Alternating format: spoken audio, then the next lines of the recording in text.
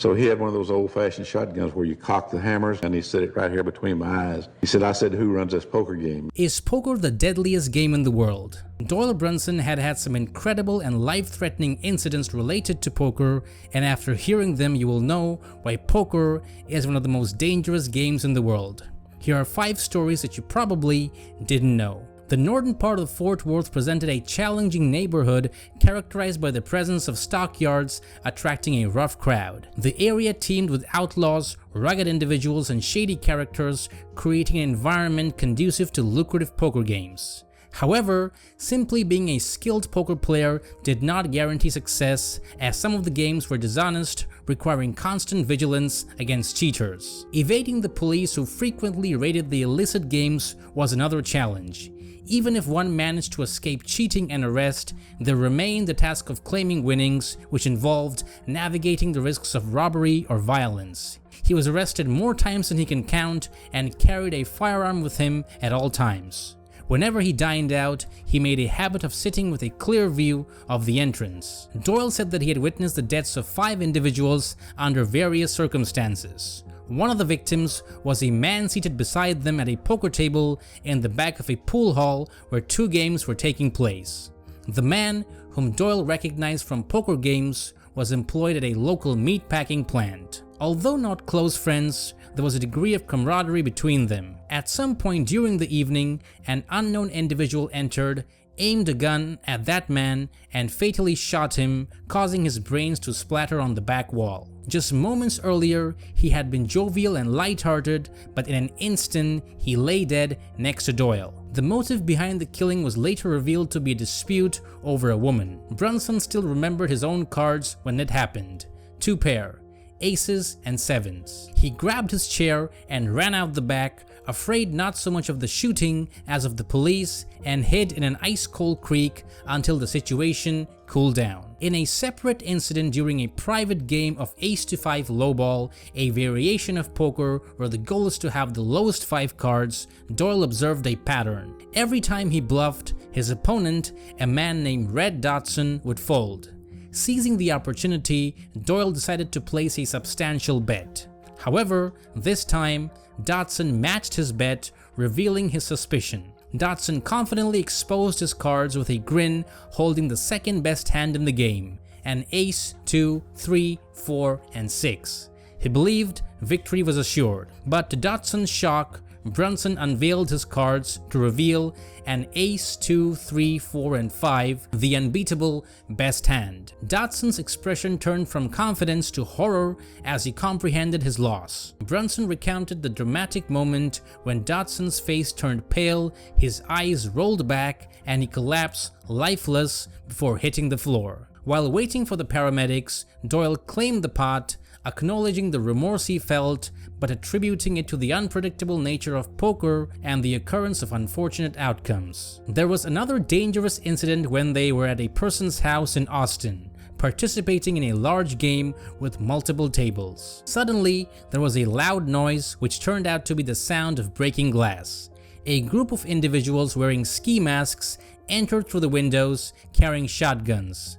They instructed everyone to line up against the wall and lower their pants to their ankles. Most robbers forced the players to undress so that they couldn't easily follow them to their getaway cars. Later, a robber holding a double-barrel shotgun approached Doyle and inquired about who was in charge of the poker game. This little guy about 5'2" turned me around, and he said, who runs this poker game? Well, I wasn't going to tell. So I told him, I don't know. And the guy hit me in the stomach with the barrel of his gun. He said, I said, who runs this poker game? And again, I said, I don't know. So he had one of those old-fashioned shotguns where you cock the hammers, and he cocked both of the hammers on his double-barrel shotgun. He set it right here between my eyes.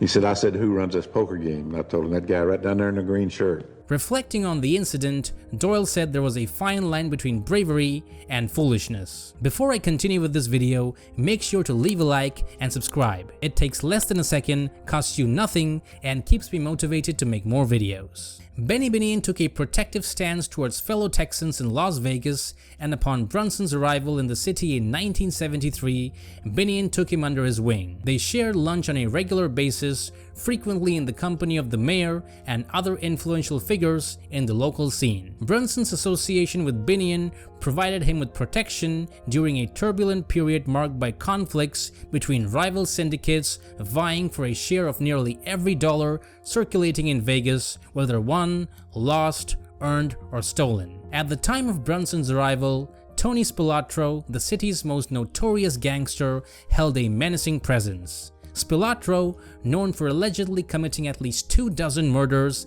and serving as the inspiration for Joe Pesci's character in the movie Casino, sought a portion of Doyle's winnings, rumored to be 25%. The next time they saw each other, Brunson asked why he should accept those terms. Tony issued a warning to Brunson, indicating a danger to his life.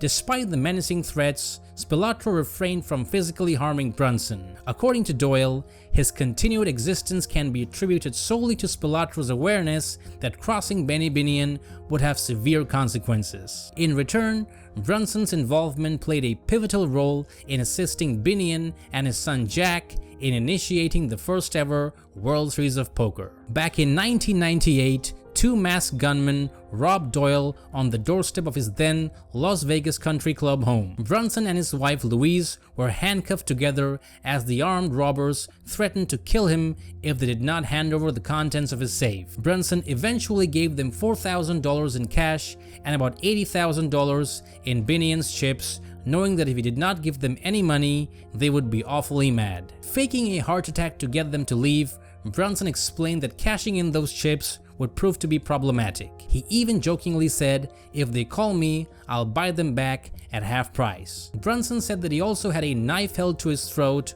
was threatened with a baseball bat, beaten, and was robbed so many times he could not even remember the number. Before long, however, Brunson had befriended Amarillo Slim and Brian Saylor Roberts, and the three watched each other's backs. They would bet on anything and everything, both with and against each other. Here's a bonus story for you guys. While on a road trip through Mexico, as they gazed at the Sierra Madres from their station wagon, Roberts posted a whimsical challenge to Brunson, asking how long would Doyle take to climb up that mountain. Assessing the situation, Brunson confidently said he could do it under 2 hours.